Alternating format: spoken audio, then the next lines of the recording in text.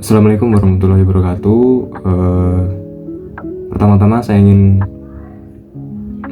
memberitahu bahwasanya video ini dibuat dengan tujuan untuk bisa menggantikan ujian akhir semester mata kuliah pengantar geografi yang seharusnya dilaksanakan pada hari Jumat tanggal 19 Desember yang lalu. Dikarenakan saya tidak bisa hadir di UAS tersebut, maka dari itu saya diimbau untuk bisa menggantikan UAS tersebut dengan saya membuat video presentasi dari materi 1 sampai materi 5 yang sudah saya terima begitu di semester 1 pengantar geografi. Jadi pertama-tama saya akan memperkenalkan diri terlebih dahulu. Nama saya Bima Asyadinata dengan NIM 2507 21620189. Ya, seperti yang sudah saya sampaikan di awal tadi, bahwasanya saya akan bisa mempresentasikan materi 1 sampai dengan materi 5 sudah saya terima dengan mungkin secara singkat ya. Jadi saya akan sampaikan beberapa poin dari materi 1 sampai materi 5 dan nantinya akan saya kembangkan sedikit demi sedikit begitu, satu persatu. Jadi langsung saja, di sini sudah ada infografis atau ya inilah ya, ini saya buat kemarin dan ini sudah ada poin 1 sampai poin 5 yang bisa mewakili materi 1 sampai materi 5 begitu. Jadi materi 1 ada pendekatan geografi, nomor 2 ada konsep geografi, nomor 3 ada prinsip geografi, nomor 4 ada objek geografi, dan yang nomor 5 ada paradigma geografi. Nah, di sini nantinya akan menjelaskan satu persatu begitu. Nah, yang pertama, di materi pertama itu ada pendekatan geografi ya. Jadi pendekatan geografi di sini ada 3, yaitu pendekatan secara keruangan, terus kelingkungan atau ekologis, dan juga kewilayahan begitu. Jadi di keruangan itu kita mempelajari tentang bagaimana ya, kayak misal suatu fenomena yang bisa kita jelaskan seperti misal apa ya? Oh ya, ada contoh misal ada pemukiman di dekat sungai begitu.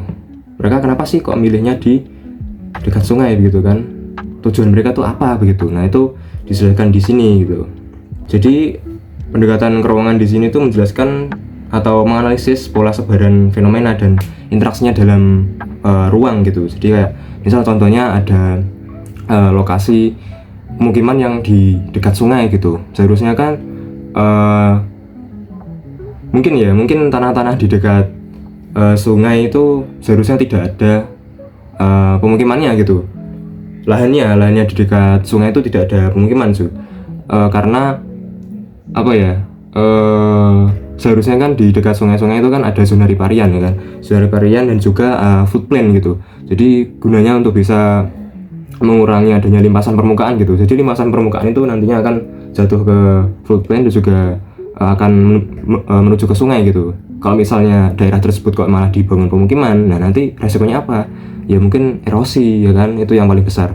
Terus banjir itu kan yang merugikan pemukiman itu sendiri itu nantinya. Terus ada pendekatan kelingkungan atau ekologis. Jadi menganalisis interaksi atau sebab akibat antara manusia dan juga lingkungannya begitu. Jadi kalau misal tadi kan contoh kasusnya ada suatu pemukiman di dekat sungai gitu. Jadi misal sebabnya apa? Penyebabnya mungkin mereka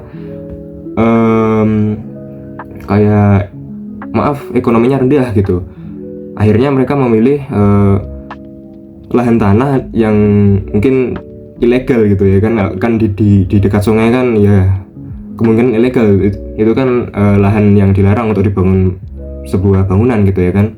Nah, maka mereka milihnya di situ karena keterbatasan ekonomi misal, terus SDM-nya rendah juga bisa karena minimnya edukasi terkait mitigasi gitu. Kayak misal kalau misal aku bangun di daerah tersebut itu nanti resikonya apa gitu. Itu mungkin edukasinya dari pemerintah atau ya pokoknya dari pengurus tempat gitu, itu sangat-sangat kurang. Makanya mereka ya pokoknya tinggal bangun aja, tinggal bangun tidur di situ aman gitu rasanya.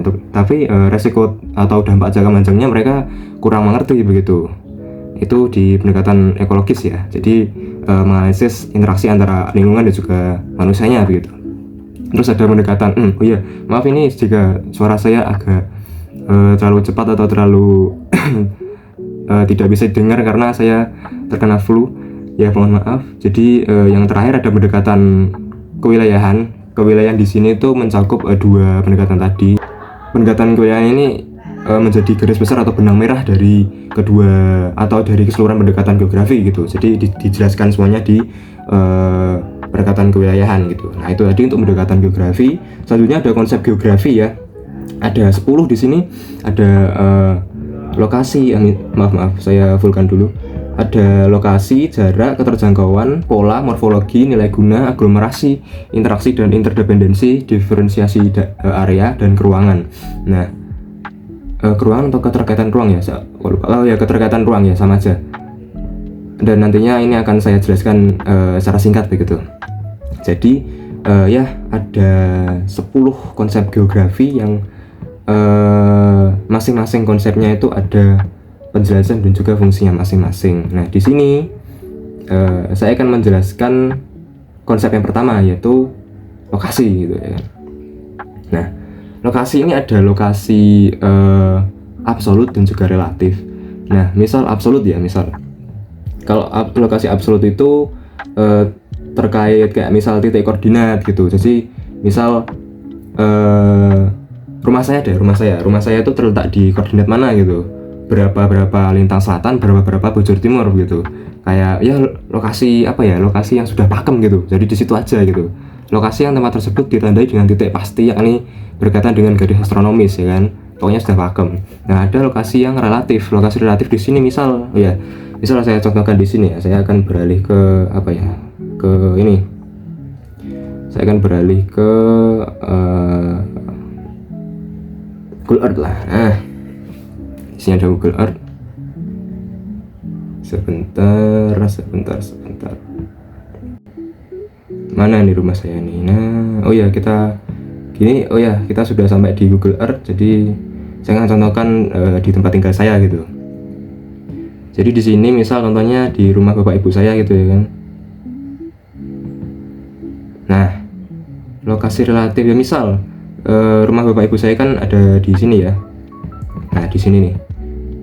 Nah, ternyata rumah bapak ibu saya ini tuh di sebelah timurnya area persawahan di desa saya begitu. Terus juga di dekatnya apa ya misalnya di sebelah selatannya area persawahan di desa saya juga. Jadi menganalisis mungkin apa ya lokasi atau area di sekitar tempat tersebut gitu. Misal saya beranjak ke kabupaten saya, Kabupaten Magetan ya kan. Di Kabupaten Magetan. Oh, ternyata di Kabupaten Magetan ini berada di sebelah timurnya Gunung Lawu gitu kan. Wah, jadi bisa kita analisis gitu. Oh, ternyata Magetan ini berada di baratnya Madiun gitu. Jadi kayak apa ya, kita analisis lokasi-lokasi yang ada di sekitar lokasi yang ingin kita analisis begitu. Nah, itu dia lokasi relatif. Nah, sekarang ada apa tadi? Setelah lokasi, oh ya jarak. Nah, jarak di sini, jarak itu menjelaskan tentang absolut dan juga relatif juga ya. Jadi misal jarak absolut itu jarak absolut yang berkaitan dengan misal pengukuran gitu ya. Nah, saya contohkan lagi di daerah tempat tinggal saya gitu. Oke, bentar.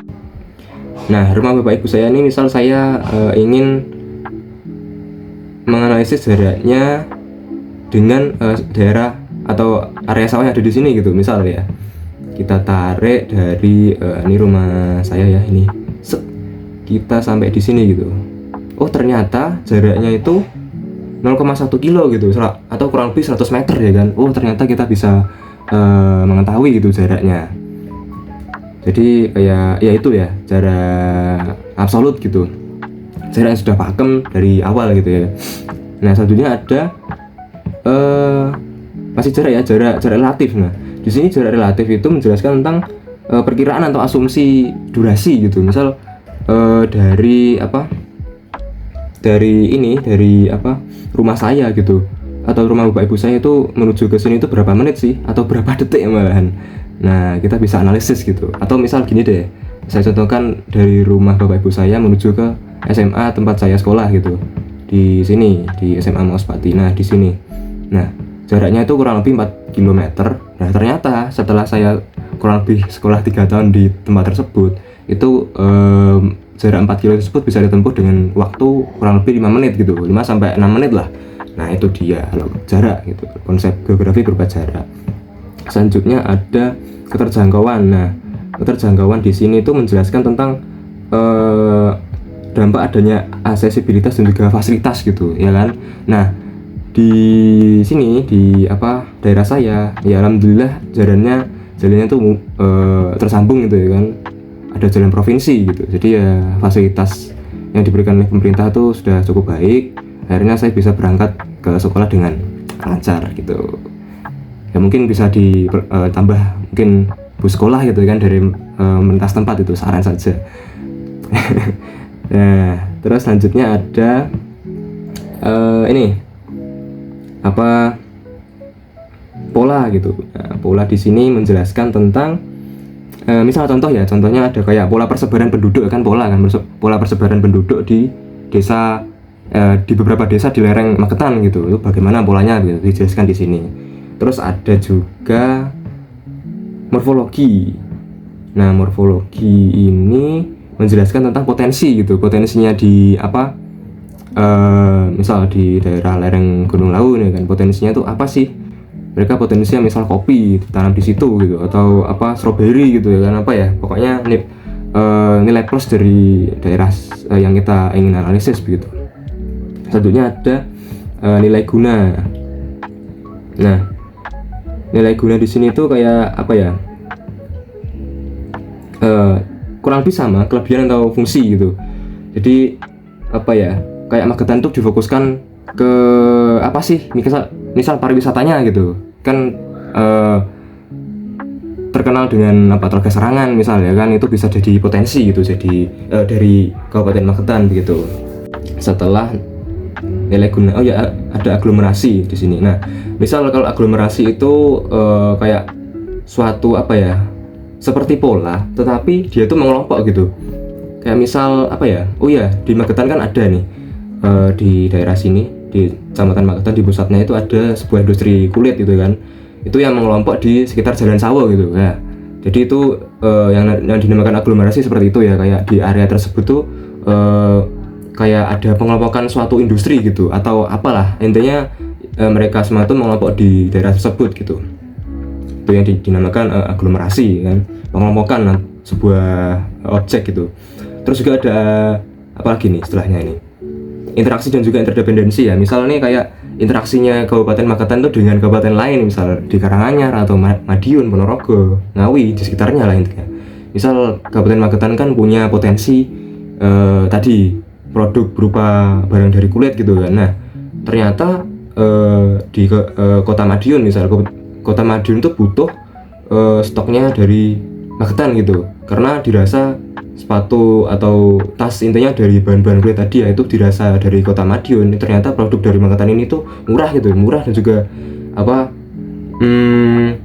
kayak murah dan lama awet gitu ya kan. Nah, makanya Madiun ini butuh nih, sedangkan Magetan juga Magetan butuh pasarnya atau pembelinya dari daerah lain gitu. Jadi saling membutuhkan gitu ya kan, interaksi dan juga interdependensi gitu.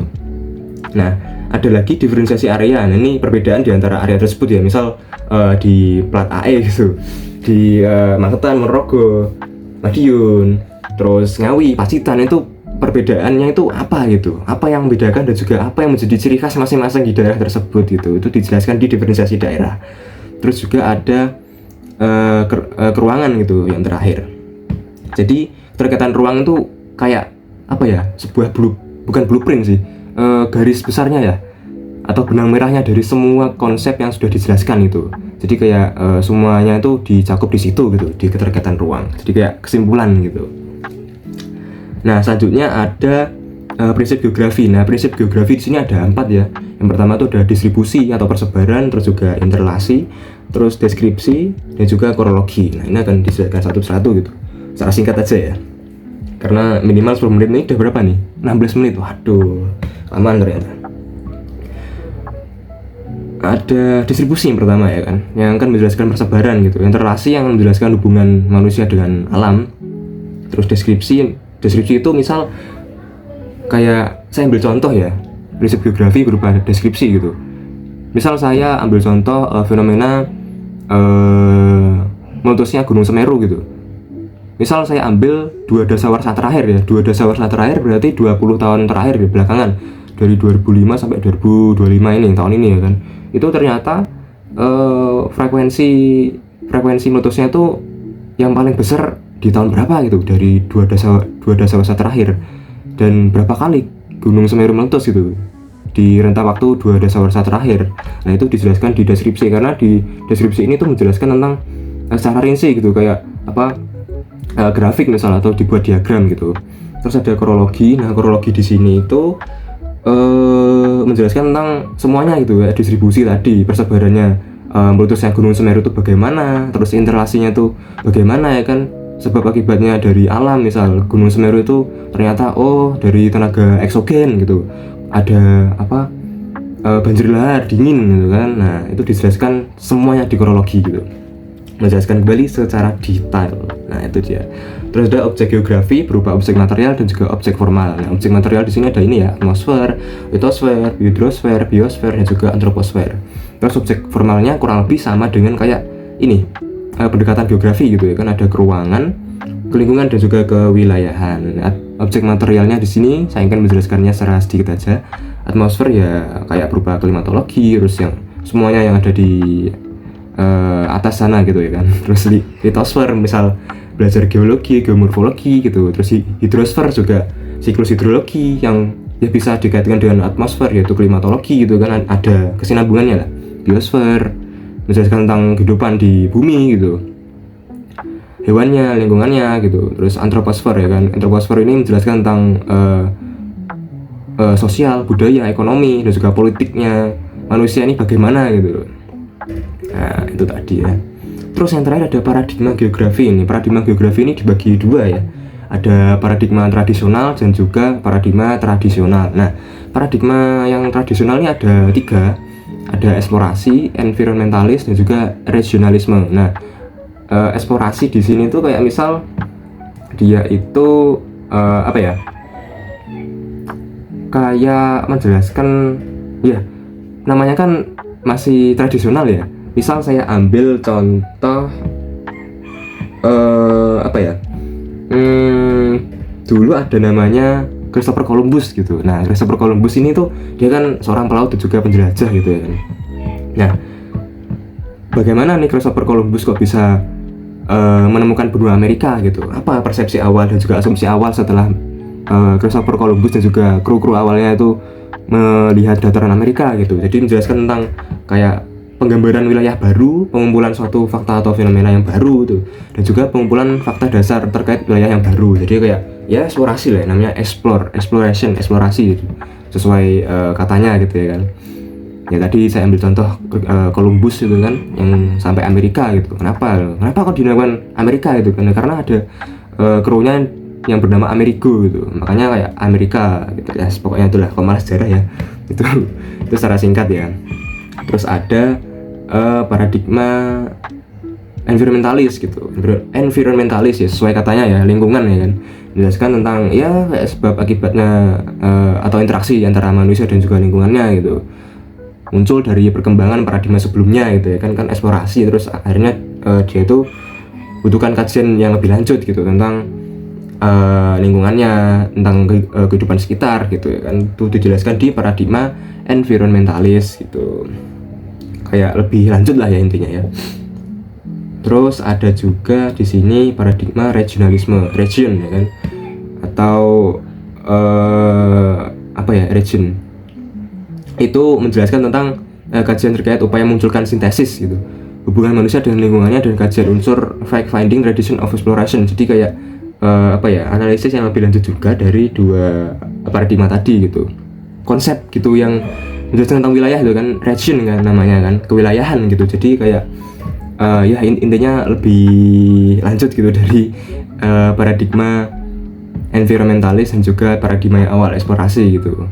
Itu yang tradisional. Jadi belum terlalu apa ya, belum terlalu kompleks seperti paradigma modern gitu. Nah sekarang yang paradigma modern gitu kan, paradigma modern di sini tuh menjelaskan tentang lebih lanjut dan juga lebih modern karena bermunculan berbagai macam-macam alat yang baru, yang lebih modern dan juga lebih akurat gitu, dan bisa dijelaskan dengan lebih rinci.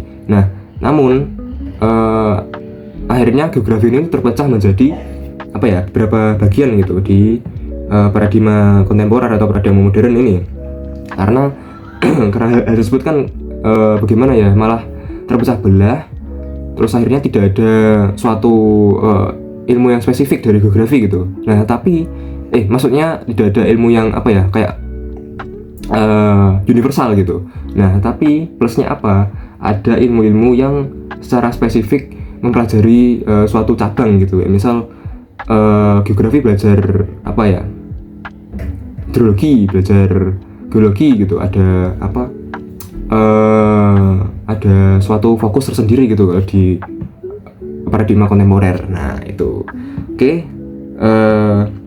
Saya rasa sudah dari penjelasan infografis yang saya jelaskan ini, poin-poinnya yang sudah saya jelaskan.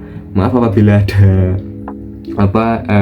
kata-kata atau kalimat yang belibet atau dan sebagainya lah ya, ini karena saya habis ya itulah ya. Pokoknya saya minta maaf kakak Astos, saya minta maaf Bapak Budi, Prof Budi, apabila ada kesalahan kata, apabila ada kata yang terbelit, saya mohon maaf. Pada intinya geografi ini akan menjelaskan suatu atau seluruh fenomena yang ada di bumi gitu, bukan hanya alamnya saja, tapi juga menjelaskan alam dan juga manusianya gitu. Persepsi orang kan kebanyakan menganggap geografi ini menjelaskan tentang alamnya saja, ternyata kita bisa menganalisis hubungan sebab akibat dari alam dan juga manusianya begitu. Nah, mohon maaf kembali, sekali lagi saya mohon maaf apabila ada salah kata, kalimat yang salah, yang kurang enak dan juga kurang bisa dipahami para pemirsa gitu ya. Terima kasih. Assalamualaikum warahmatullahi wabarakatuh.